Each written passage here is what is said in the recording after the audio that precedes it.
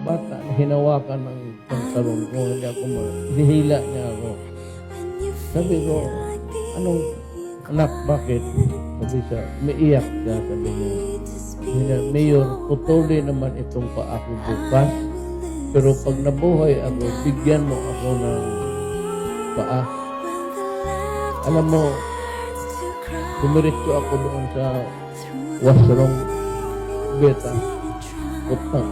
Umiyak talaga ako, pero hindi ko pinahalata. Marata lang nakapula ang mata ko. Pinalikan ko ang bata, sabi ko, tandaan mo.